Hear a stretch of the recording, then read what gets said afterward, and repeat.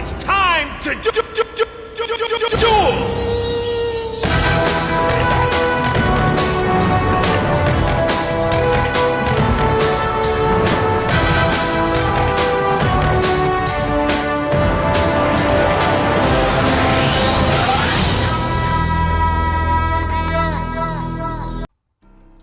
Salut les duellistes, c'est Matt et on se retrouve dans un nouveau tutoriel de notre jeu de cartes favori Yu-Gi-Oh! Dans le dernier tutoriel, nous avons parlé des différents types de cartes monstres que nous possédons. Si vous avez manqué la vidéo, n'hésitez pas à cliquer sur le lien qui se situe dans la description. Dans ce nouveau tutoriel, nous allons parler cette fois-ci des cartes magiques et des cartes pièges que le jeu Yu-Gi-Oh! Nous propose. Let's go!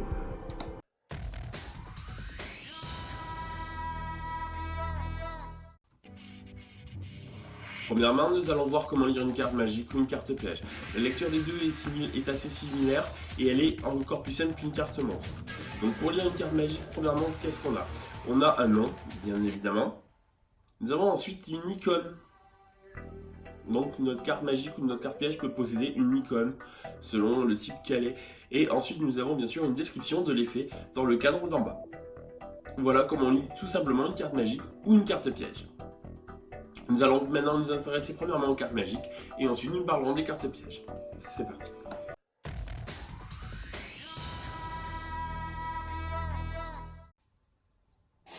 Les cartes magiques. Les cartes magiques sont régies dans 6 catégories. Leur couleur est de couleur verte.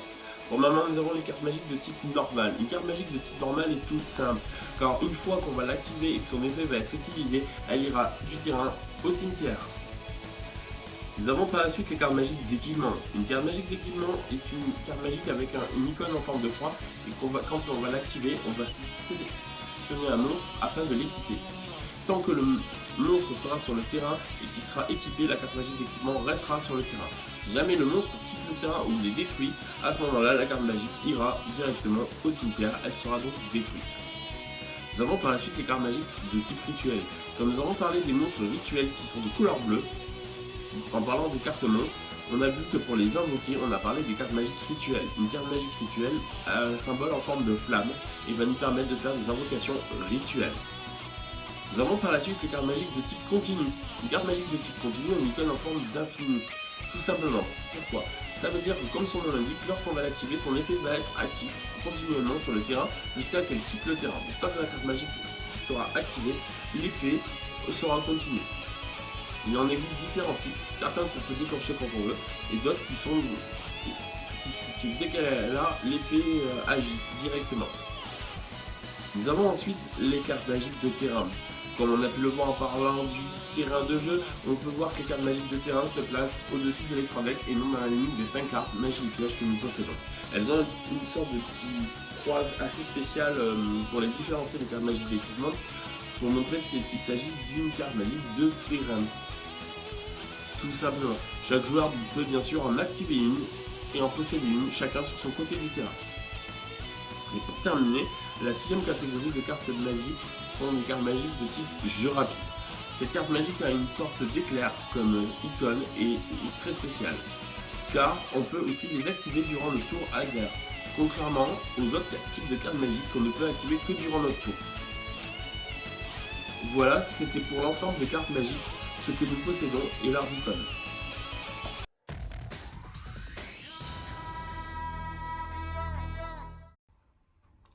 Nous allons parler maintenant des cartes pièges. Les cartes pièges sont de couleur rose ou rouge-rose si on préfère, et il en existe 3 types. Premièrement, les cartes pièges de type normal, comme les cartes magiques de type normal, une fois activées, une fois l'effet résolu, elles vont directement au cimetière. Nous avons par la suite les cartes pièges dites continues, comme les cartes magiques continues vues précédemment dans la vidéo. On va remarquer qu'une fois activées, leur effet va être actif sur le terrain quand ils vont être activés. Lorsqu'ils quitteront leur terrain, l'effet de la carte piège continue cessera de fonctionner. Nous avons par la suite les derniers types de cartes pièges qui sont spéciales, les cartes pièges counter ou contre-pièges, précisément appelées. Ce sont des cartes pièges qui vont souvent avoir un coût d'activation. On va payer des points de vie, des crossing cards, sacrifier un monstre pour les activer afin de contrer les autres cartes magiques, une piège ou effet de certains monstres, ce qui pourrait être très utile pour surprendre notre adversaire. Maintenant que nous avons vu tous les types de cartes pièges et cartes magiques, rapidement pour terminer, on va parler des rapidités d'activation. Il existe une règle qu'on verra dans un prochain tutoriel qui s'appelle les spell speed. C'est une règle de rapidité. C'est pour ça que les cartes magie et les cartes